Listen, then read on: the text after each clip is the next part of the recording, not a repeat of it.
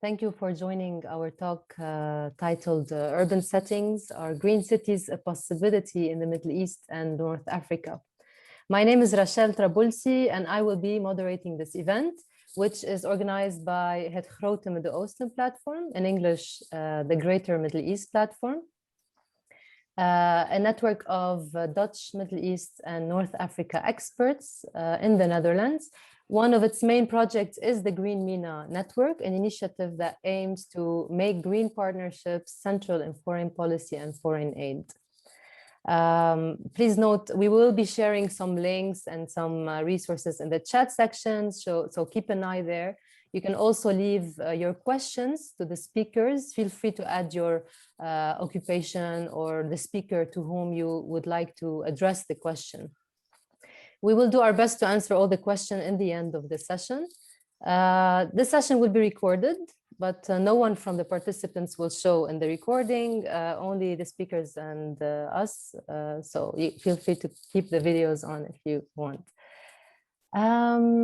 So we know that in European policies, cities are considered to have a huge transformative power, like with the new Leipzig Charter that emphasizes the pursuit of the common good using the transformative power of cities. How does that apply to the Middle East and North Africa? Do MENA cities have this transformative power? So that's why today we have with us two experts in the field of sustainability and urban development in the MENA region and beyond. Let me introduce our speakers. First, Karim Elgendy.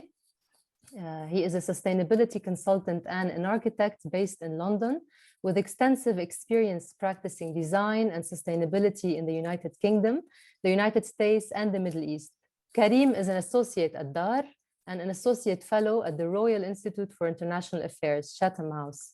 Karim is also the founder and coordinator of Carboun and edits its online publication, the Carboun Journal. He is the recipient of the 2013 Global Green Building Entrepreneurship Award by the World Green Building Council. Sonia Sprout is an architect specialized in affordable housing and social infrastructure.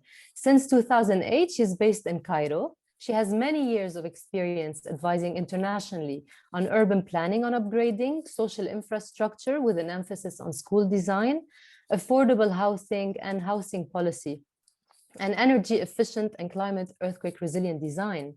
As an advisor, she worked in over 20 nations across Asia, Africa, Central America, and the Middle East, in countries like Yemen, Egypt, Jordan, Lebanon, and Palestine.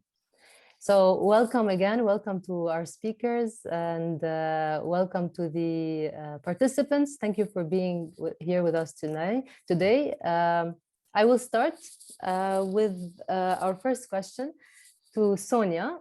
Okay. And then after, maybe Karim, you can give us extra input. So Sonia, do you think cities in the MENA have a transformative power? Can you reflect on that based on your experience and work in the region? Over to you. Sure. Well, first of all, without the MENA region, European cities wouldn't even exist, probably, because the MENA region is the region where a lot of old civilizations existed, and cities like Ur in the countries of Sumer and Akkad. So we are in Europe must be very thankful for the MENA region. However, all cities have history, and not a single city is similar to another city. And yeah, the transformative power that is described in the Leipzig Charter, the ambition level is very high, and before a city can have such power, some work sometimes needs still to be done. And with cities, we are working with cast in concrete realities, and sometimes these realities, you cannot easily undo them, you cannot erase them, you have to work with them. So I want to show you some images that may give the viewers who are also in the region, they will recognize it very well, an idea of maybe the difference between European cities and cities in the MENA region, to see the powers at play, and the powers in cities are people. This I want to remark, it's not the cities themselves, but people shape cities, not cities shape people. So I go now to some images. And I hope I will manage this. My computer is a bit slow. Yes. So Friday in the newspaper, I was happy to see this picture. International New York Times, and it said on the front page, this is Syrian city of Binish. There is no alternative. Solar energy is a blessing from God. This image looks like a devastated town. It is in a rebel-held enclave cut off from electricity, but people are resilient. So when there is no alternative and there is a solution at hand that is affordable, people will use it. And I think this is a useful image to keep in our minds throughout this presentation. I will now show a bit of Cairo, where also solar panels are being planned. This is like the other power at play. Cities are like this continuous rope pulling between different groups who inhabit the city and who have a stake. This is the official planned aspect. So we have solar panels on the roof of ministerial buildings that are being constructed and prepared in the new administrative capital. So it makes sense. Here again, it makes sense to do this because even if anything should happen to the electricity plants this close to this new capital, the ministerial buildings will have energy. So here you have the other side of sustainable planning.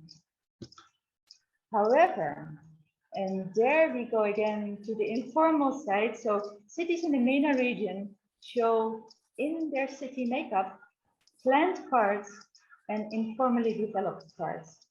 And sometimes the informally developed parts are ancient, like Fez, old Medina, but here in Cairo, they're actually now also still being constructed. Here are two typical street sections over very typical lanes in informal Cairo neighborhoods. The backdrop behind me shows one of those neighborhoods is Mbaba, very close to actually Tahrir Square. You could bicycle there in maybe 20 minutes time from here, but it's extremely dense. Like the average height of housing is maybe 8 stories high, and lately towers of 12 stories, 15 stories high start to dot this landscape. We go to the next one. You see here how quickly they grow. Here is an area still close to a metro station, Helwan al-Balad, all agricultural in 2000. In 2008 already half developed, and now almost totally full. This is Cairo there's actually 3 cities. It is the black, the black areas are the informally grown areas that house about 65% of the population of Greater Cairo. So enormously many millions of people. Then the light gray area in the middle, which we call like properly or planned proper Cairo. And then the huge gray areas left and right are desert developments in the desert around Cairo. This is the situation in 2009, but since the new administrative capital was planned and is being implemented, a huge area is being added still to that. So here is the situation with the new capital added as the darker gray area. And you see how enormously large these new developments are. To the east of the existing Cairo, where you see the black Cairo we call like Cairo proper. This includes the informal areas. The lighter bit is Cairo in the 1950s. So imagine how it has been exploding since the 1950s. And all the light gray to the east of that is bigger than the city of Los Angeles. So that is only on the east side and twice as big as the city of New York. So the distances are enormous and the densities, land densities, are very low. This is the reality. I mean, already, if you would zoom in on Google Earth, you actually see the developments sitting in those gray areas. You cannot turn this back. This is something that now has to be finished somehow. I mean, or we would have to accept that this would be a waste of investment in the desert. Will it stop here? No, because here we see the ring roads that already have been constructed. And you can imagine that the desert land that is on these roads has a very high economic value already, and the temptation will be super large to expand even more. Are there any social housing projects in those desert areas? Yes, there are. This is one public housing project in the west side of these desert developments in 6th of October city. This development, however, is far away from the center of Cairo, about 37.4 kilometers away from Tahrir Square, 14.9 kilometers from a planned monorail, which doesn't exist yet, and 23.6 kilometers from a planned Metro Line 4, which doesn't exist yet. And as we know, metro lines take a very long time to implement. The metro lines that were planned in the 70s, one of them, Metro Line 3, is only now being finished. So let alone Metro Line 4, we don't know when it will come. So the question is, if this is supposed to be targeted, targeting low-income households, how could they live here? It's impossible. So where do those low-income households go? They will house themselves in those informal areas, and not only in this Halwan al-Balad, which is actually attached to Cairo proper, they also go to villages around Cairo. Here is a village which is 8.2 kilometers from Tahrir Square, and you can imagine how almost perfect this would be for a household that needs a place, to need a little piece of land. And here in the village, they can find fresh vegetable markets, they find mosques, they find maybe even family members, they find minibus services to the city. So this is like a logical step. This is as logical as buying your own little solar panel. When there is no alternative, people, find somehow the best way to house themselves and to manage. So actually, this may be showing that there is some wisdom in necessity, and that perhaps to grow to a more sustainable future, any solution that we may come up with should be the solution that people will want to execute because it makes so much sense. Because as we see in Cairo actually, and this in the Binish area in Syria, people will do what makes sense to them. And very often planners are quite far off the mark. So yeah, this is again the Binish picture, where I think it does give hope, but it also may point to, if we think of massively transforming cities, we have to think of solutions that are not cosmetic, that are directly applicable, that are really attractive and really practical, and that could be implemented en masse. So as we see in Cairo, there's a weighted population. We have to think of solutions that are suitable for this weighted population. Otherwise, it will remain like a cherry on a pie, but not substantial enough, not structural enough. So, well, this is then my first. I believe, yes, in the MENA region, there can be transformation, and people are smart. People are totally smart. But if we want to help in any way, we have to be with the people and trying to latch onto that smartness. So this is the first bit. Thank you. I will go out. Yes. Thank you, Sonia, for your valuable input. Yeah, indeed, plans in cities in the MENA region can be more cosmetic than inclusive sometimes. Yeah. Karim, now I would like to ask you to add your input, but first I would like to highlight something in the article Urbanization in the MENA region, a benefit or a curse, written by yourself and Natasha Abaza. You explain how cities in the MENA region experience what the Egyptian sociologist Saad Ibrahim describes as under-urbanism, going through processes of urbanization without urbanism. So while you focus on the regional trends, you also mentioned the importance and effect that local efforts and variations in the resource consumption might have. Can you add to what Sonia mentioned, but in light of this article, talking about the regional versus local trends in MENA cities? Over to you. Sure. I would need to put my slides on. I think, like Sonia, I will speak to slides.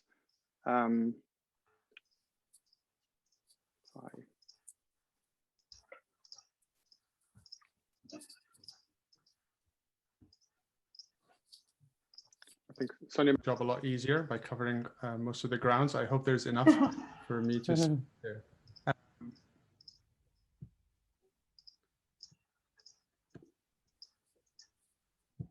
Okay.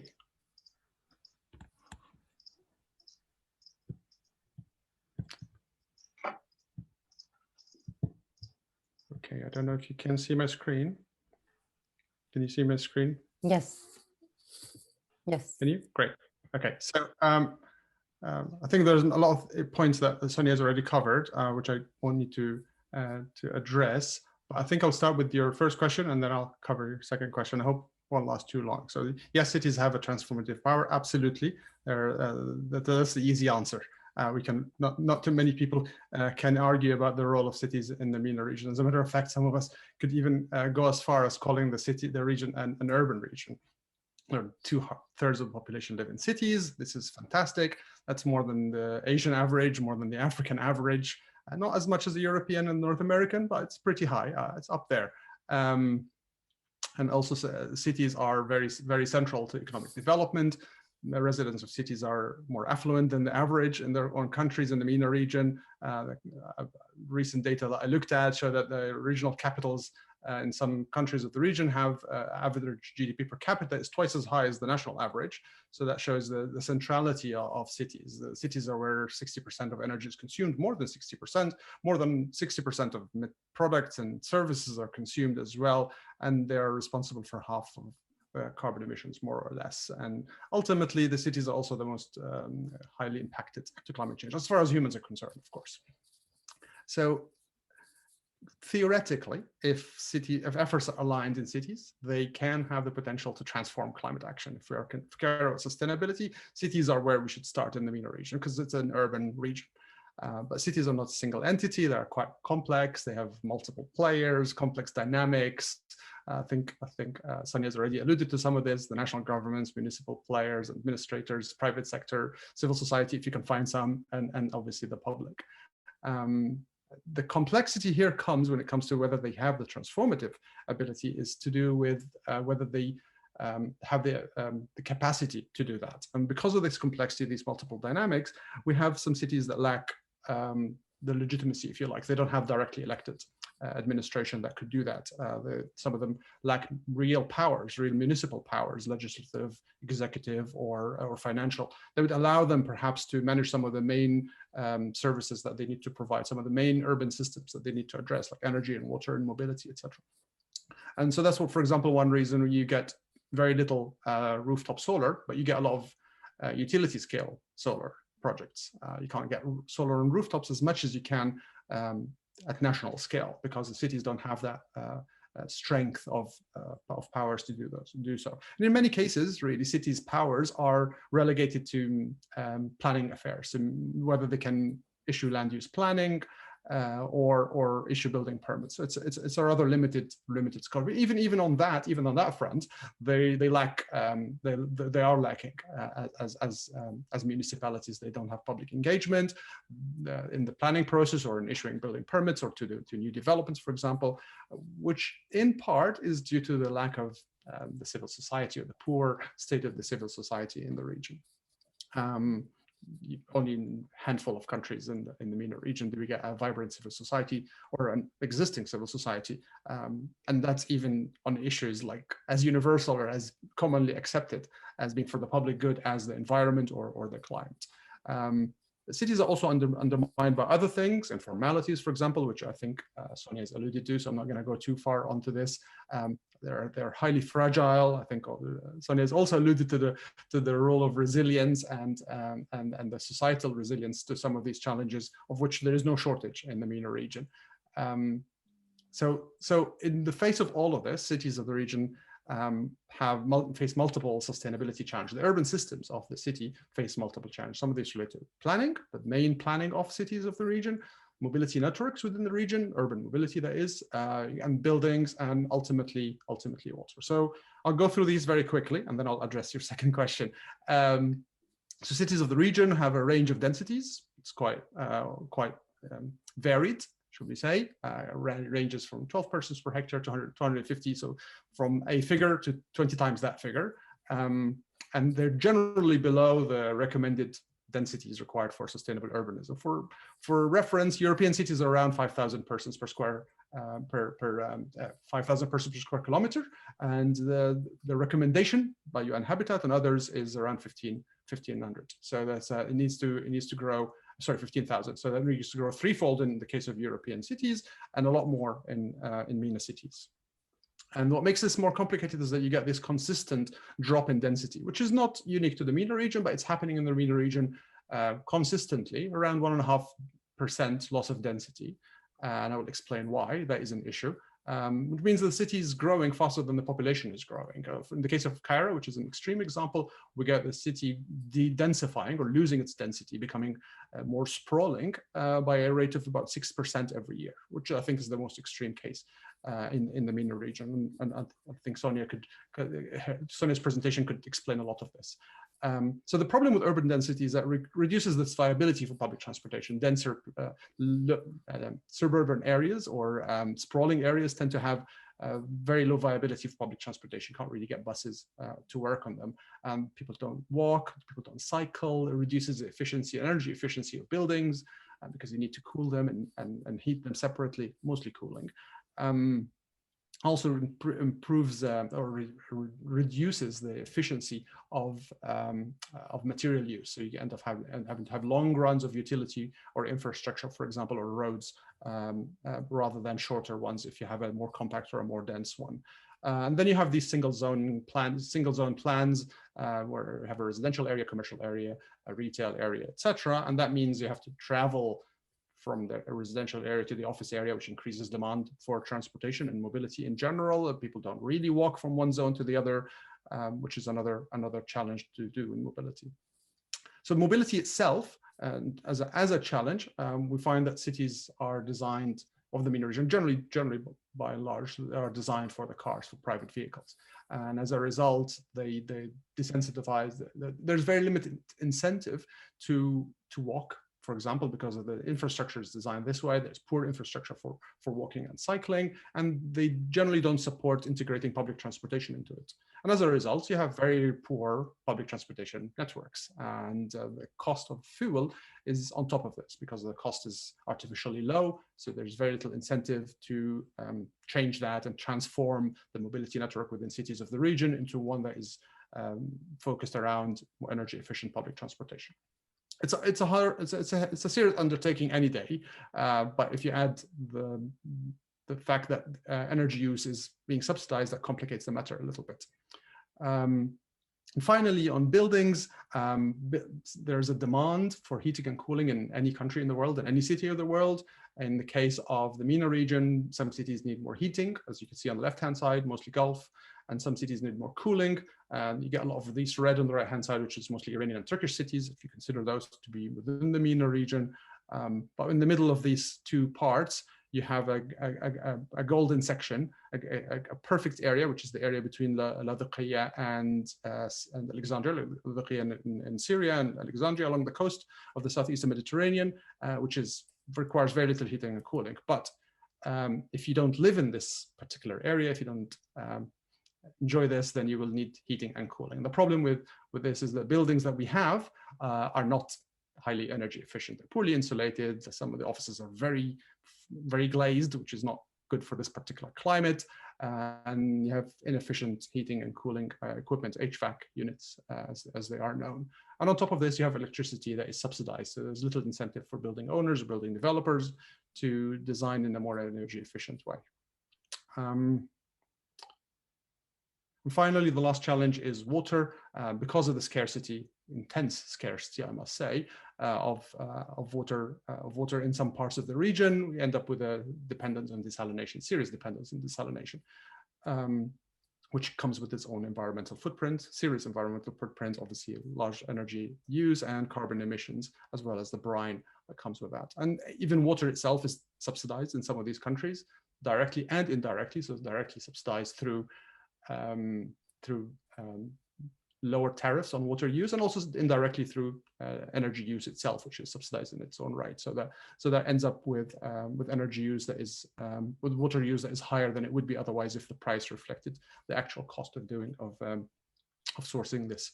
And I wanted to show a video that we had produced on the positive sides of this, because there are positive stories in city making that I would get to in a minute, but I think I will address your second question first. I think in the article, Natasha and myself, we argued that there's a lost opportunity of urbanism in cities of the MENA region. The urbanization is a good thing. The urbanization project has started about 2 centuries ago, and the world is going through it one region at a time. It's expected to end by the end of this century, where the world will become mostly urban. And in this process, we are moving towards a more efficient model of settlement that uses the resources in the most efficient way. Now, that's in theory. This is what cities promise. It promises this. And unfortunately, in cities of the region, there are reasons, like the ones that I have mentioned today, that get in the way of doing so, that prevent us from achieving the benefits of cities. So all we end up with in cities are the challenges of the cities. We end up with the congestion, we end up with the air pollution, and that's not really what cities were meant to achieve. And that's the crux of the point that we were trying to make in this particular article. We're focusing specifically on Cairo and Amman. So if that answers your question, I just wanted to show that video because we prepared 6 videos to highlight the main positive developments, despite of all of the challenges that cities of the region face. These 6 videos have all been released in Arabic previously, but this is the first of the English series. We're also releasing a French version as well. So we can send the link later on for those who want to see the Arabic version if they are able to do so. But I just wanted to show this one, which has not been shown before, for the benefit of everyone. See if I can get this to play.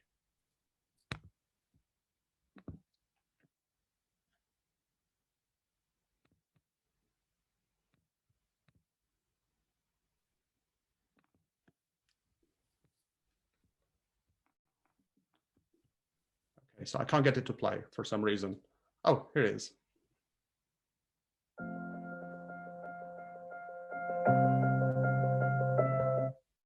Oops, sorry.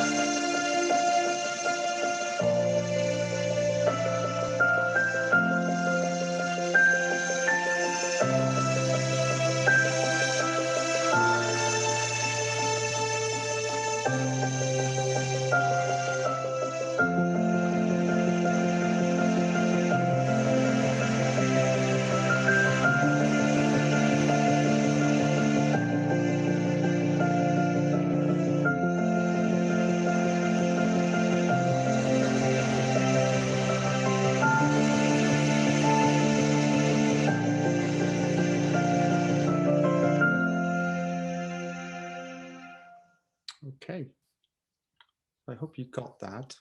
I haven't been. Yes. Really great. Okay. Thank you, Karim, for your answer, for your intervention. And so, yeah, as you were mentioning, the complexity and challenges that is faced is whether cities in the MENA region have enough capacities, lacking real powers, and which is preventing us from achieving urbanism. Maybe they have power in planning, but this lacks inclusivity and representation with the existing designs that are poor in their infrastructure. So how can we change that? And which leads to my second question here. So based on what you both mentioned, you mentioned different aspects that come into play in the MENA region that can affect the process of transformation. How do you see the role of European cities and the Netherlands in the stimulation of the green transformation of cities in the MENA region? I will start with Sonia, and then Karim, you can also add on what Sonia said. Over to you, Sonia. I just unmuted. Yes. So actually, the EU is already working through a program with lots of municipal, local authorities of cities in the Mediterranean area, which is kind of the MENA region. So they have already partnerships with cities in Syria, Jordan, Morocco, Egypt, well, all countries around the Mediterranean. And they have made already 30 climate action plans in close cooperation with these local authorities. And they plan to make 100 more. A friend of mine works in this program, and I asked him, so how do you see this? What further support could the EU give to go from action plans into action and to get those things implemented? And he said, well, now indeed comes a crucial case.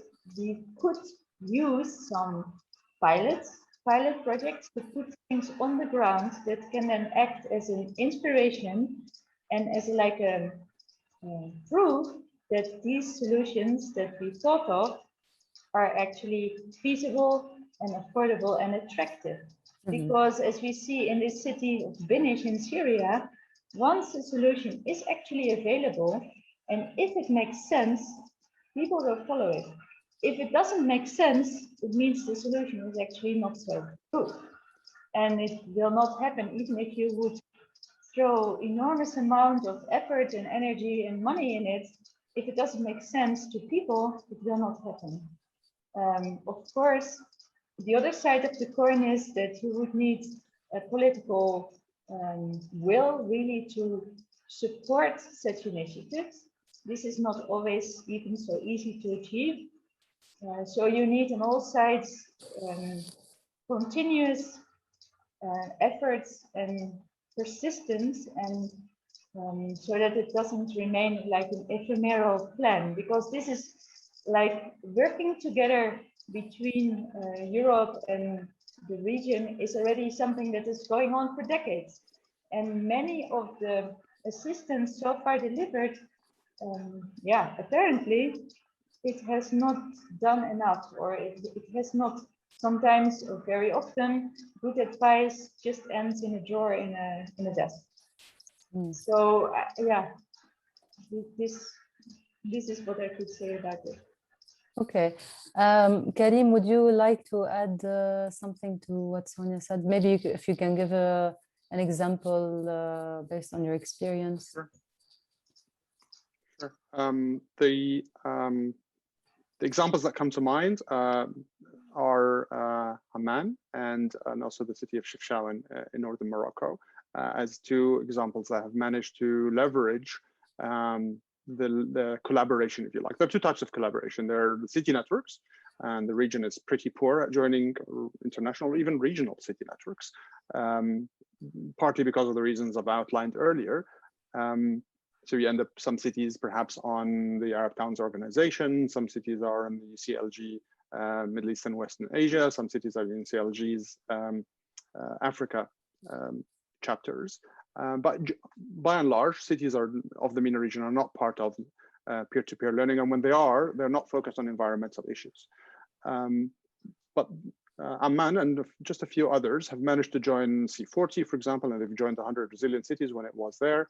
And as a result, they've managed to develop a resilience plan. They've managed to develop a climate action plan, and that was a true step forward. And internally developed climate action plan or resilience plan for a city by the city officials, and obviously with support. And I think that's one way of learning through the city networks and through that peer-to-peer technical knowledge that can be achieved through that. And then there's the other direct peer-to-peer learning that you could get from twinning cities with each other. And there are, in my opinion, there are two ways to do this. There's learning within the region because the challenges are often common, and there's learning across to other regions. So for example, learning from Southern European cities on the Northern Mediterranean, for example, there are lessons to be learned from that, as well as learned from within the region. I think a mix of doing so would be in theory, the best way forward. And other example, I think, is Chefchaouen, which I think worked very well with the other model, which is working with some of these Mediterranean support networks with the Northern Mediterranean cities, and has managed to create an energy action plan, or an action plan focused on energy in general, as well as some other minor environmental or urban developments that are focused on sustainability on the side. But it was mostly an energy plan, and that was an additional and another success story, in my opinion. It's a much smaller city, but it demonstrates the power of this learning through peer-to-peer discussion of the technical issues, rather than getting bogged down in the national politics. And the other lesson I think I would also like to point out, it's not the case in Amman, but in other cities, I find that avoiding capital cities is probably best. Capital cities have highly contested power politics, and they're much harder to deal with. So if you steer away towards medium size and smaller cities, they're more likely to be able to focus on the urban sustainability issues instead. Yeah, so there's probably lack of collaboration also between networks, and because there's a lot of networks on urban sustainability, like you get lost with all the acronyms and networks you have out there. But yeah, like how much are they actually working together on one thing? But in the end, like you said, the capital cities are it's highly political, and it's really, yeah, it's more the peer-to-peer and the smaller scale initiatives and cities that do the work. But in the end, doesn't it end up like on a capital level, you know, like decision making? Where is the decision making usually? I mean, okay, you do local things and pilot projects that you were talking about, that they grow, you know, and people use it, people adopt it, and this is you change behavior, etc. But on a bigger level, where's the decision making usually when it comes to that? Depends. Is this a question to me or? Yeah, anyone, as you wish. You can do it. Sonia, your turn. Well, for big infrastructure decisions, in many countries, it's very centrally located. Yeah. So in Egypt, in any case, there is no representation. There is no representation even on the governorate level. So all the big decisions, they are actually made by presidential decree. Actually, NUCA, the New Urban Communities Authority, they are responsible for all new urban developments. They act by presidential decree. So, and yeah, there is very little way of influencing that.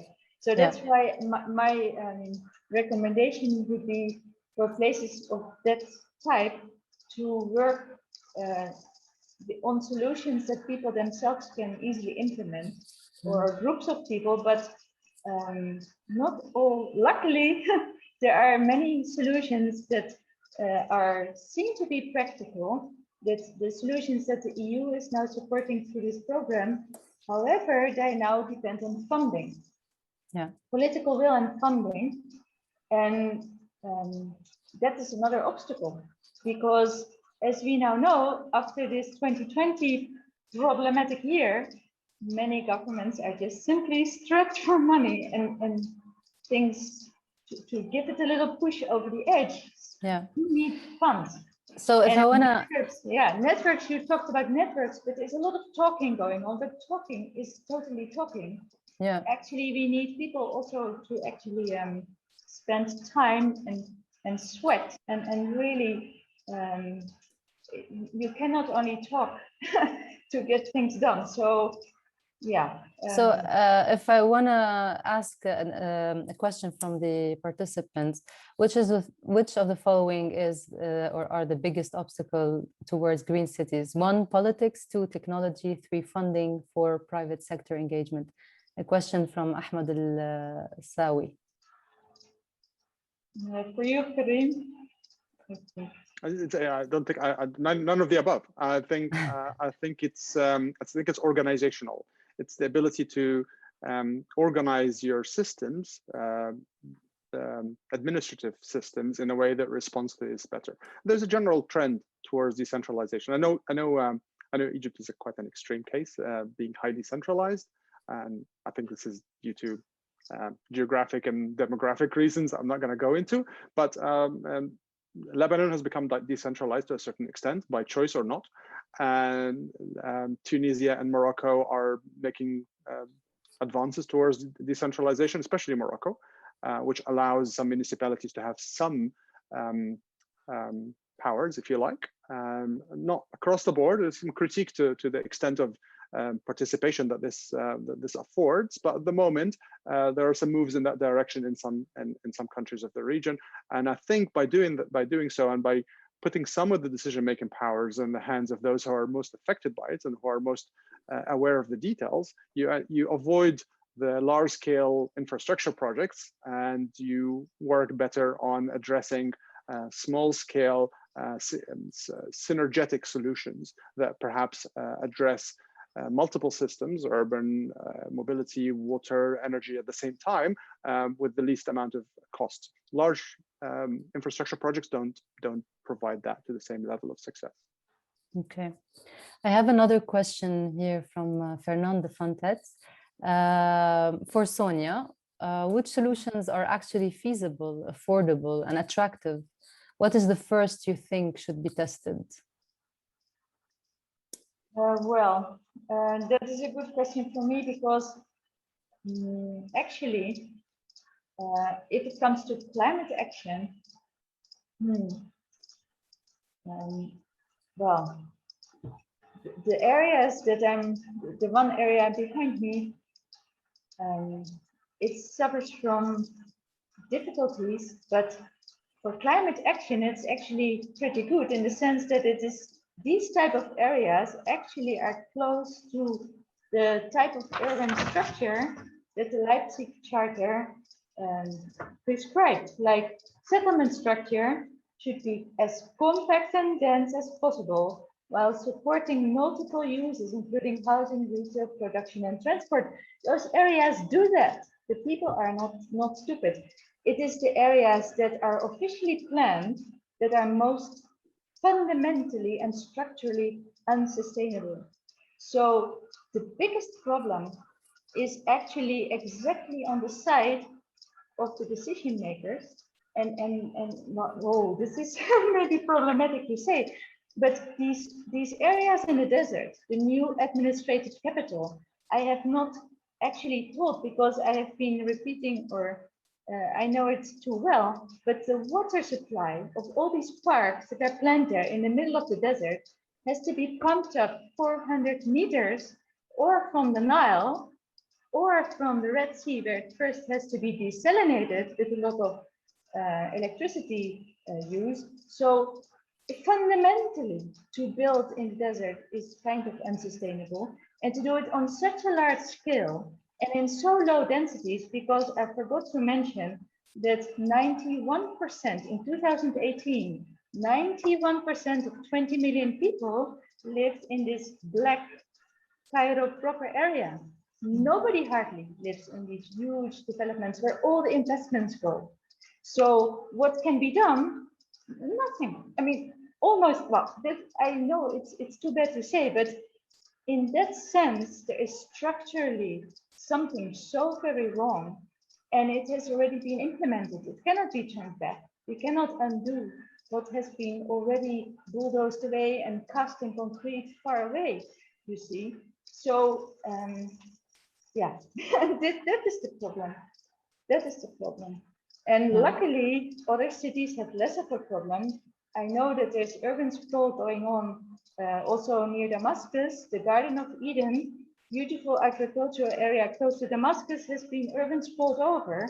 But this is still relatively not as totally extreme as this one example in Cairo. And Cairo is just very extreme. But sometimes when structurally something is problematic, it's not like an oil tanker, you can change the course and the oil tanker is still the oil tanker. No, you sit, you are, and in Egypt it has been going on for 5 decades. So we cannot undo the processes that have been going on for 5 decades. Yeah. Or at least. So yeah. Sometimes you have to admit, so then turn to the secondary towns. It is easier. It is a lot easier, but those towns have not a lot of budget or not a well. They also need a lot of support. They also need a lot of support. So it is really yeah. What happened to the model city in the UAE, the Mustard City? Can you talk a little bit about that? This is for Karim. Karim, yes? you can, yeah, Karim, you can. Yes, I think it's slowly changing priorities, and at the moment they're building at a much slower pace. But at one point, I think it's meant to be built out by 2022. I suspect 2025. But that the targets have been revised several times. The master plan has been revised as well, and the moment the aspirations seem to have shifted a little bit. So we're waiting to hear from them as to what they want to do. But the moment it's going at a quite slow pace. Okay. Yeah, that's what I heard as well. So, okay, so if I want to ask you how to engage more people in making cities more sustainable in the region, because sustainability plans and policies and solutions need to be inclusive, right? Taking into consideration the people and most importantly, the most vulnerable. What do you think from your experience, how much is this happening? To what extent is this inclusivity happening? We talked a little bit about that, but how can we engage people? How can we push for a more inclusive urban agenda? Well, more inclusive. Karim? Yeah, maybe Karim and then Sonia. No, we can answer. I think Sonia would be best for that one. I think I've already put in my 2 cents on the subject. I think there's poor engagement on planning issues, and there's highly centralized planning decision-making process happening. All happens in a planner's offices. And I think, as you pointed out, and I really liked what you said, that there is effectively a ceiling on sustainability. Is there once the plan is made? Once the density is set, once the urban form is made, there is a ceiling on how sustainable it can be. And once the city is built the way it is built, it is very hard to fix it. And I really like that. And I find that the responsibility on those who plan cities or city extensions is enormous. They can lock in decades of emissions, decades of environmental footprints, and unfortunately, that point is not made often enough. There's this idea that if a city is built anywhere, we could, through some changes, make it green and zero environmental footprint, and it can be sustainable. There is a limit to this, and I think that limit depends on the sustainability potential of each geographic location and the sustainability potential of the city as it's currently built, as its urban core is currently built. And if it's built in an unsustainable way, there's a limit to how much you could take or how sustainable you can make it. Now, with all of that in mind, how much can engaging people to fix it be useful? Yes, it can be useful in improving parts of it. So there are major urban design projects like new neighborhoods, new districts, new satellite cities within a city, or in the development of a new city, as is the case a lot in the MENA region recently. The engagement of stakeholders, and not just the developers and not just the planners, I think is absolutely crucial. Any improvement on that front would be good because the baseline is zero. So any discussion with potential residents who could likely live there would be really welcome. The private sector might have an opinion, civil society might have an opinion, if you have civil society in your country. And I couldn't emphasize this enough, there is zero engagement at the moment. Yes. Yeah, Sonia, would you like to add something, please? Yeah, that's very well said, Karim. Like, people make or break cities, and planners have such responsibility, such enormous responsibility, because missed opportunities when it comes to, for instance, using precious land for a certain function and in a certain way, you cannot easily undo it. And yeah, the only thing we can now do is work with what there is and try to work as best with it as we can. And this is by engaging, certainly, what you say. And yeah, so yeah, very well said, Karim. So let me actually ask the last question for both of you before I have to close the session because time is nearly up. What is your most exciting project at the moment? What are you working on, both of you? So, Karim, you can start if you want. I'm just wondering if I'm allowed to talk about that project. I'm working on a master plan for a tourism development in a Gulf country that I cannot name, and it involves a lot of conservation as well as sustainable development. The aspirations for it are incredibly high in terms of reducing environmental footprint. It's heartwarming, and I hope we actually achieve our aspirations. We hope so too. Well, I am going to work in Jordan on school construction, but it's a bit up in the air when this can start in the current circumstances. And well, yeah, so I have in my urban development work, housing and social infrastructure, but my heart is a lot with school construction. So I am looking forward, and I'm very proud of my last work in the West Bank, in the Palestinian territories, where I really worked very hard also on schools, and these have succeeded really nicely. So yeah, for the time being, I wasn't so much with big housing projects. That has been a while actually, but I will be back. Yeah. Well, let me wrap up the session by first thanking you, Karim and Sonia, for being here with us, for sharing these experiences and the projects you're working on. And thanks for all the participants for engaging with us, sending the questions. This Zoom call was recorded, therefore it will soon be shared on the Greater Middle East platform YouTube channel, Facebook and Instagram pages, and more events like that will be shared soon. So please also feel free to get in touch with us if you see room for collaboration. We love to engage with new partners from the region and beyond. Well, thank you all, and have a good evening. Thanks. Thank you, Rochelle, and thank you for the invitation. Yes, more than welcome. Thank you.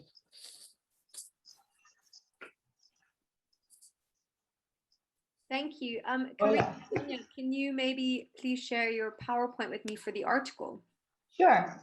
Yeah, if I just type my email in the chat, then if you could just send it over there, that would be great.